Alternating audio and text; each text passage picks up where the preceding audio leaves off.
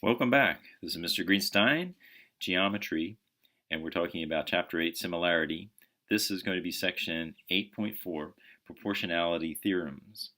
So let's take a look at the first one, Triangle Proportionality Theorem. So it says that if a line parallel to one side of the triangle intersects the other two sides, then it divides the two sides proportionally. So here we have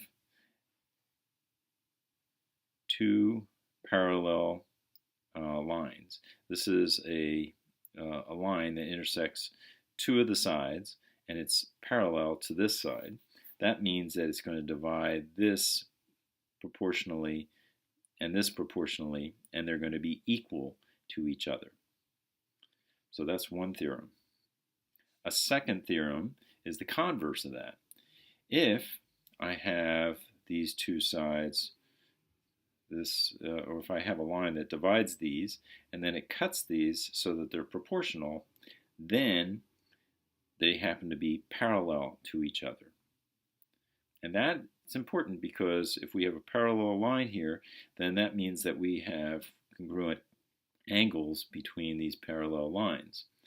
So we can use that in some theorems. So let's first figure out what the length of QR is. So the length of QR, if we look at this, we have two parallel lines here. We have a side and we have a line that cuts two of the sides of the triangle. So that means that 6 compared to 4 is going to be the same thing as 9 compared to whatever QR is. So if I was to write this, I would say that QR compares to 9 in the same way that 4 compares to 6. And then you multiply this out and you come up with a solution. So that's how you would calculate QR. Let's verify that DE and BE or BC are parallel. So here's the line that cuts the triangle, and here's the side. Let's see if those are actually parallel. And the way that we would find out is if we would see if 8 and 12 are proportional to 10 and 15. So we would write it like this. 8 compares to 12. Is that the same thing as, I'm sorry, it's not 8 compares to 12. Yes, it is 8 compares to 12. As the same thing as 10 compares to 15. And if we look at it, on one side, this is going to end up being 2 thirds, and this is going to be 2 thirds. So yes, they are both parallel to each other. And then finally, this third one, what is the length of, excuse me, YZ? So if we want to find this length here, we have the parallel line cutting two sides and is parallel to this side. So we know that the ratio of this is going to be proportional to the ratio of this. So let's write that out.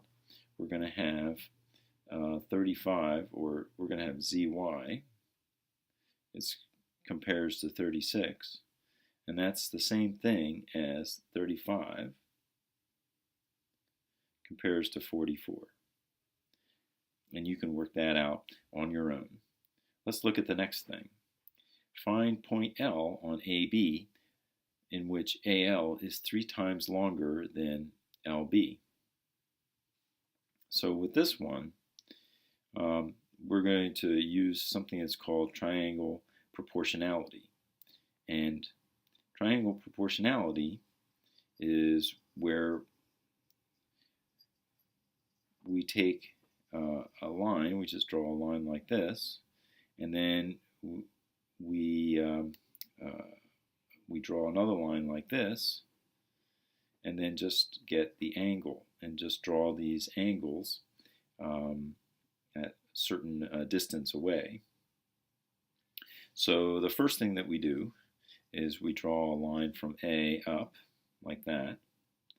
And then the second thing that we do is we draw little arcs that are the same distance, 3, 4.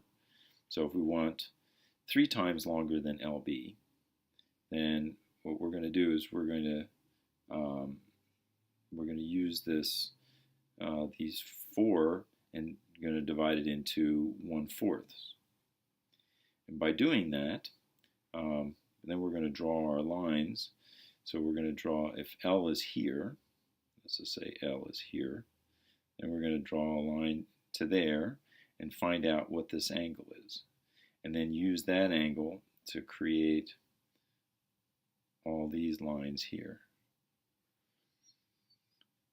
And when we do that, we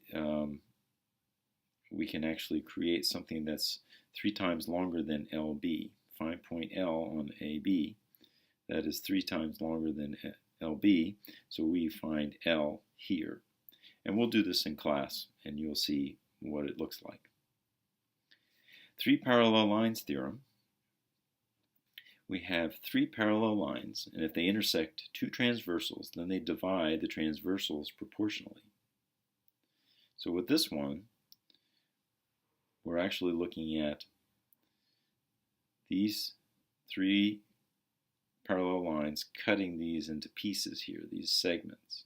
And these segments are going to be proportional to each other. So these 2 top segments are proportional to these 2 bottom segments. And we can use that, and a lot of people use it cleverly in proportionalities like in drawing. So let's use this proportionality. If we have an artist drawing and he has A, B, C, D, and he knows that from K to L is 2.6, then he can figure out what LM is, because LM is going to be proportional to this in the same way that AB and BC are proportional. So you would end up with, if you wanted to find out LM, that's going to be proportional to KL in the same way that BC is proportional to AB.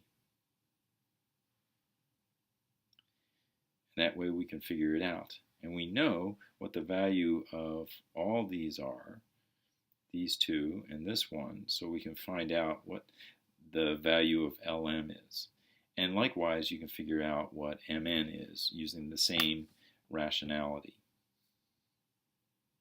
Now let's look at the triangle angle bisector theorem. It says that if a ray bisects an angle of a triangle, then it divides the opposite sides into 2 segments.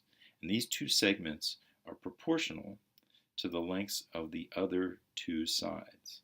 So from A to D and D to B, that proportion is the same thing as C to A and C to B. So what is the length of RS? RS is going to be whatever this length is, and QR is going to be 15 minus whatever this length is. So we're going to create a proportion that looks like this. It's going to say RS, which is X, compares to 15 minus X. And that's the same thing as saying 13 compares to 7. And you can calculate that out. When we look at this other problem here, what is US? We're doing the same thing as what we did with this problem. So you just calculate out using the formula where we say 14, let's go back a little bit, compares to US in the same way as 10 compares to 4. And then you can work out the math and come up with a solution to that one. And then finally, what is PS and SR? And you can use the same theorems to come up with what the solution to this one is, but we're going to be using the angle bisector theorem like we used for A here. So come up with those solutions, and we'll take a look at what they look like in class tomorrow.